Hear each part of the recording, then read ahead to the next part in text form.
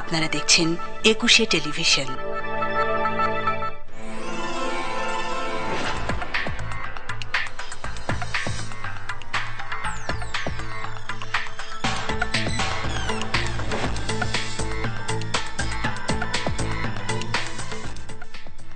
দর্শক, মানুষ যখন বিপদে পড়ে তখন বিপদের বন্ধু হয়ে পাশে দাঁড়ানোর কথা ছিল পুলিশের। সেজন্যই হয়তো পুলিশকে বলা হয় আইনের রক্ষক, বিপদের বন্ধু।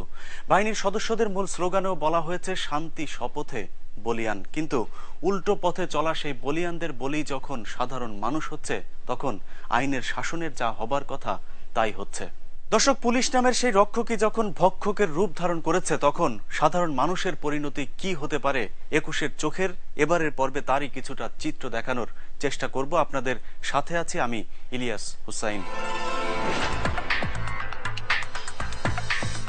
দর্শক, গেল 8ই ফেব্রুয়ারি রাজধানীর পল্লবীতে বিয়ের অনুষ্ঠান থেকে তুলে নিয়ে যাওয়া হয় জনি নামের এক যুবককে। এরপর মাত্র 15,000 টাকার জন্য পল্লবী থানার ভেতরেই তার উপর চালানো হয় নির্মম নির্যাতন।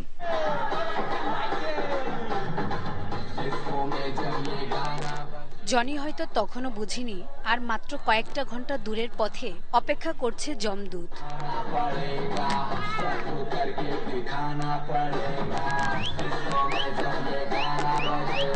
বন্ধুর বিয়ের গায়ে হলুদের চরম আনন্দঘন মুহূর্তে জনি আর তার বন্ধুরা।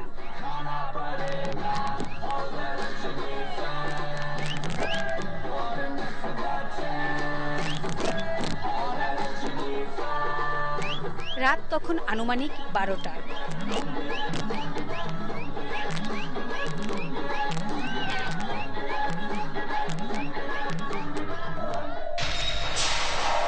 বিয়ের বাদ্য বন্ধ হবার আগেই জনির স্থান হয় পুলিশ ভ্যানে।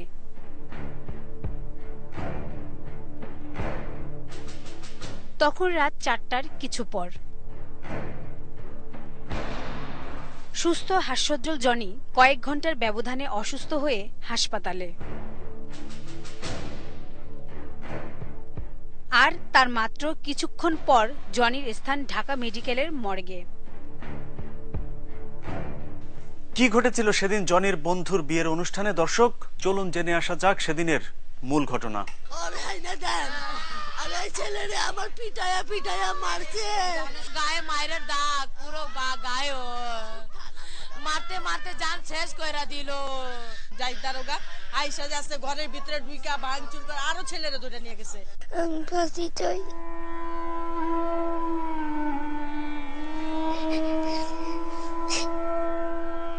মামলা নেই সাধারণ ডায়েরিও। তারপরও বিয়ের অনুষ্ঠান থেকে ধরে থানায় নিয়ে জনি, তার ছোট ভাই রকি আর তার বন্ধুদের উপর করা হয়েছে নির্মম নির্যাতন। দারোগা আসছে, যাই দারোগা এসে 2 রাউন্ড ফায়ারিং করছে, চেয়ার টিয়ার সব ভেঙে ফেলছে। আর অনেকগুলো পুলিশ এসে সবাই উশৃঙ্খল হয়েছে, সবাই ভেঙে গেছে। আমাকে আর ভাইয়াকে অ্যারেস্ট করছে। থানার সামনে নেওয়ার সাথে সাথে গাড়ির থেকে নামাইছে, নামায় 2 ভাইয়াকে মায়ের স্টার্ট করছে। তারপরে উপরে লেগে গেছে। সবচাইতে বেশি নির্যাতন করা হয়েছিল জনির উপর। সেই কারণে শেষ পর্যন্ত তাকে বাঁচানো সম্ভব হয়নি। ভাইয়াকে একটা পিলারের সাথে হ্যান্ডকাপ পরাইছে, পরে ভাইয়াকে অনেকক্ষণ ধরে মারতেছে। তখন আমি আর পারতেছি না, পরে আমি গিয়ে বললাম, স্যার আমার ভাইয়াকে এভাবে মেরো না স্যার, আমার ভাইয়ার অপরাধটা কি? পরে কই, ওটা তোর ভাইয়া? বলছি হ্যাঁ। কই কেমন ভাইয়া? আমি আপন ভাইয়া।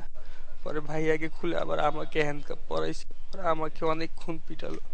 আবার 2 ভাইয়াকে একসাথে হ্যান্ডকাপ পরে মাটিতে হালায় বুকের উপর উঠে মারতেছে লাত্তি লাত্তি।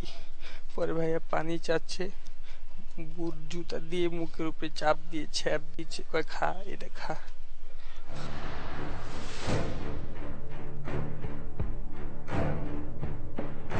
মিরপুর আধুনিক হাসপাতালের সিসি ক্যামেরায় ধারণ করা ওই রাতের দৃশ্যে দেখা যায় পুলিশের একটি ভ্যানে জনিকে নিয়ে রাত 2:30টার দিকে হাসপাতালের সামনে আসে।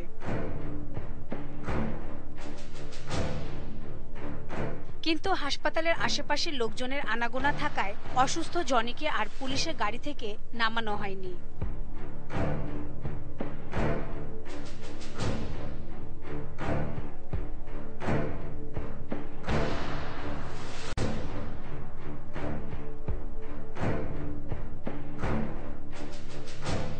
তার ঘন্টা 2 পর পুলিশের গাড়ির পরিবর্তে মাইক্রোবাসে করে জনিকে নিয়ে আসা হয় ওই একই হাসপাতালে।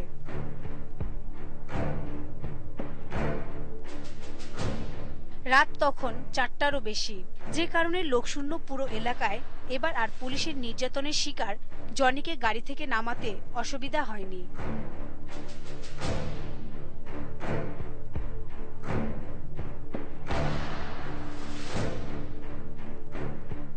গাড়ি থেকে নামানোর পর ক্যামেরায় জনি আর তার বন্ধুদের যে অবস্থা দেখা যাচ্ছিল, তখনও তাদেরকে যদি হাসপাতালে ভর্তি করে রাখা যেত তাহলে জনিকে মৃত্যুর হাত থেকে বাঁচানো যেত।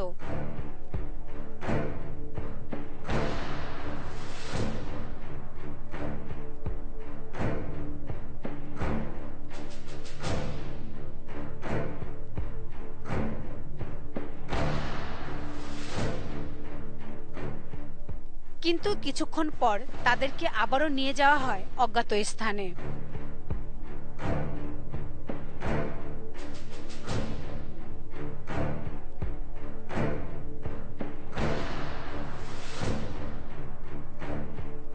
এরপর ভোর 7:30টার দিকে জনিকে আরেক দফা নির্যাতনের পর আবারও নিয়ে আসা হয় আধুনিক মেডিকেলে।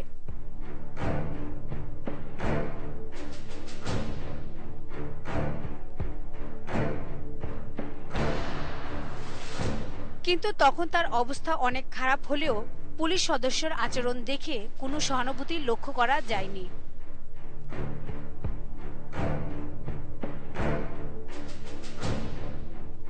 শেষবার হাসপাতালে আনার পরেই চিকিৎসকেরা তার অবস্থা আশঙ্কাজনক বলে জানায়। আমি তাড়াতাড়ি সময় নষ্ট না করে ওকে হার্ট ফাউন্ডেশনে রেফার করে দিই। ডিপি একটা সম্মত মনে করছে এটা আমার এখানে চিকিৎসা করা সম্ভব নয়, উনি লিখে দিচ্ছে রেফার টু হার্ট ফাউন্ডেশন।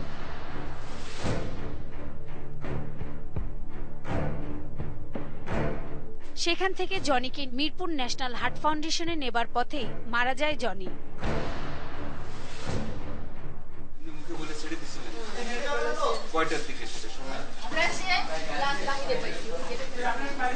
তাকে ঢাকা মেডিকেলের জরুরি বিভাগে ভর্তির উদ্দেশ্যে নিয়ে যাওয়া হলেও সেখানকার চিকিৎসক তাকে মৃত ঘোষণা করেন। জনির ঘটনা হইল ঢাকা মেডিকেলের জরুরি বিভাগে মৃত অবস্থায় আসেন।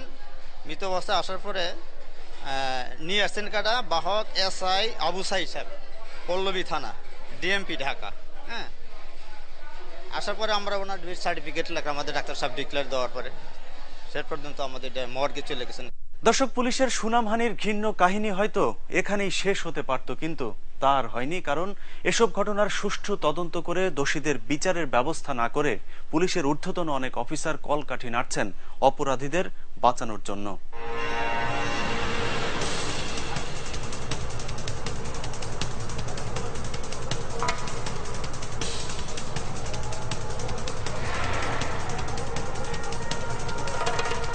মিরপুরের পল্লবী থানার প্রধান ফটকে চলছে পুলিশের এমন নির্যাতন। এক নির্যাতনের বিচার চাইতে গিয়ে আরেক নির্যাতনের দৃশ্য ধরা পড়েছে ক্যামেরায়।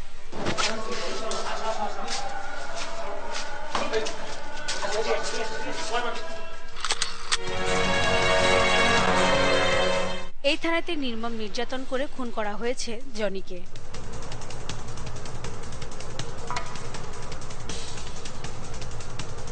নির্যাতনকারী পুলিশ সদস্যের খোঁজে থানায় 21 চোখের টিম হাজারো চেষ্টা করেও পুলিশের কাছে থেকে কোনো তথ্য পায়নি। জাহিদকে ক্লোজ করার কথা বলা হলেও সে এখন কোথায় আছে বা বিষয়টি নিয়ে কারা তদন্ত করছে কোনো জবাব মেলেনি থানায়।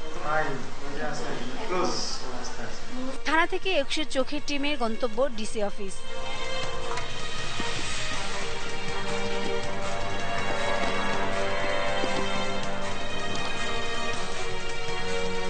সেখান থেকে খুব একটা সাড়া মেলেনি। সে তো ক্লোজ হওয়ার পরে তো এখানে আসছে অলরেডি। আজকে এসে হাজিরা দিয়েছে। আমার কাছে আসে নাই, আমি বলতে পারতাম না, আরো স্যার বলতে পারো। ডিসি জাহিদের বিষয়ে খুব একটা কিছু না বললেও জনিকে যে মারধরের করা হয়নি সে বিষয়ে আত্মবিশ্বাসী হয়ে কথা বলেন তিনি। মারামারির ঘটনাস্থল থেকে যখন গ্রেফতার করা হয়, ভিকটিমদের বলেন বা আসামিদের শরীরে কিন্তু মার্ক অফ ইনজুরি থাকতেই পারে, কারণ তারা তো মারামারি করছিল। ঠিক আছে, তো সেইভাবেই তাদেরকে আনা হয়েছে। তো তারপরেও থানা হাজতে কিছু হয়েছে কিনা এটা তদন্ত করে আমরা বের করব। তবে জনির সুরতহাল রিপোর্ট বলছে জনির শরীরে বিভিন্ন অংশের আঘাতের চিহ্ন রয়েছে।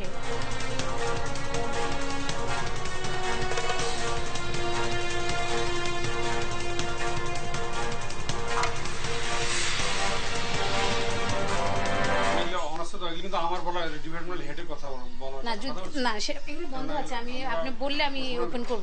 রিপোর্ট তো না দেওয়া পর্যন্ত তো আপনাকে বলতে হবে। আচ্ছা ইয়ে করেছি মানে পোস্টমর্টম মায়ের ধরে কিছু চিহ্ন আছে আর কি, তার সাথে আমরা বিচার এবং হাট পাঠিয়েছি। মোট কথা এটাই, এর বেশি আমি বলতে পারবো। তারপরও অভিযুক্ত পুলিশ কর্মকর্তাকে বাঁচাতে চলছে পুলিশের উপর মহলের নানা কারসাজি। এর আগে ওই জাহিদের বিষয়ে আমি ডিসি সাহেবের জানাইছি যে আপনি জাহিদকে সরিয়ে দেন। এলাকায় কিন্তু তার বিরুদ্ধে অনেক কমপ্লেইন চলছে, সে টাকা পয়সা নিয়ে এবং তার নিজ হাতে আসামি ধরেই ভালো হোক আর খারাপ হোক বেশিরভাগ ভালোগুলাই সে টর্চার করত এবং টাকা না দিলে তার অবস্থা আরো সিরিয়াস হয়ে যেত।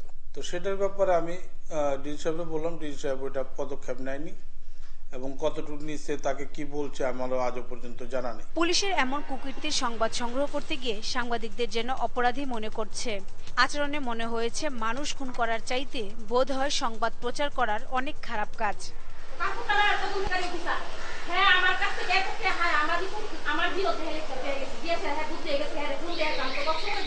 আইজিপি পুলিশ কমিশনার থেকে শুরু করে হেন কোনো জায়গায় নেই যেখানে চেষ্টা করা হয়নি বিষয়টি নিয়ে কথা বলতে, কিন্তু সবার উত্তরই প্রায় এক। সংশ্লিষ্ট ঘটনার বিষয়ে পুলিশের অবস্থান জানতে ডিএমপি কমিশনার বেনজির আহমেদের সাথে বারবার যোগাযোগের চেষ্টা করা হলেও তাকে পাওয়া যায়নি। এক্ষেত্রে ঘটনার সঙ্গে জড়িত এসআই জাহিদের বিষয়ে পুলিশ প্রশাসন পুরোপুরি অবগত আছে কিনা প্রশ্ন এখন সবার।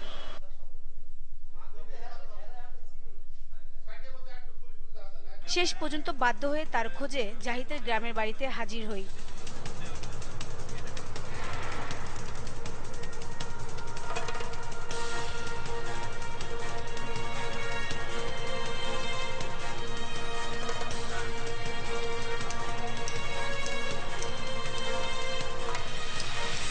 বিষয়টি ধামাচাপা দেওয়ার চেষ্টা যে চলছে তা বোঝা গেল জাহিদের মায়ের আচরণেও।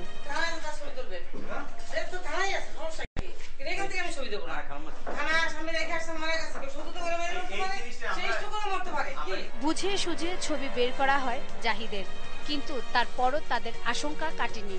বা ওই যে কাপুল থানায় যখন ছিল তখন এরকম শুনছি অন্য এই সাইডে ওর উপর খেপা। জাহিদের ছবি নিয়ে কিছু দূর না আসতেই সে খবর পৌঁছে যায় ঢাকা পর্যন্ত। মাদারীপুর শিবচর থানা স্বাস্থ্য কমপ্লেক্সের সামনে যেতে আমাদের কাছে ছুটে আসেন জাহিদের ভাই। সেখানে এসে তিনি জানান জাহিদের ছবি আমাদেরকে দেখানোর কারণে পুলিশের কোনো বড় এক কর্মকর্তা তাদেরকে মেরে ফেলার হুমকি দিয়েছে। দর্শক, অপরাধীকে বাঁচানোর জন্য পুলিশের কত রকমের কারসাজি চলছে, অথচ একজন সুস্থ জলজ্যান্ত মানুষকে মেরে ফেলার পরও এখন পর্যন্ত থানায় কোনো মামলাও করতে পারেনি ওই পরিবারটি। এর পরের ঘটনা জানাবো, তার আগে বিরতিতে যাচ্ছি, ফিরছি আপনাদেরকে সঙ্গে নিয়ে।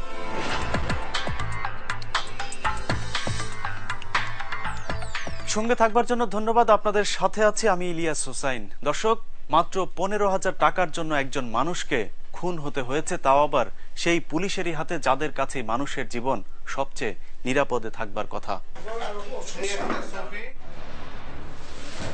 পুলিশের সাব ইন্সপেক্টর জাহিদুর রহমান খান 2008 সালে পুলিশের চাকরি নেন একজনের আশীর্বাদে। পুলিশের উপর মহলে রয়েছে তার বেশ কয়েকজন শুভাকাঙ্ক্ষী। তার বিরুদ্ধে বিভিন্ন অভিযোগ থাকার পরও অজানা কারণে এই পুলিশ অফিসার নাকি পেয়েছেন প্রেসিডেন্ট পদক। ইতিমধ্যে বিয়ে করেছেন জাহিদ। যে সময়টা বৃদ্ধ বাবা মার পাশে দাঁড়িয়ে করুণ এই সংসারের দায়িত্ব নেবার কথা ছিল তার, সেই সময়টি তাকে পাশে পাচ্ছে না পরিবারের কেউ।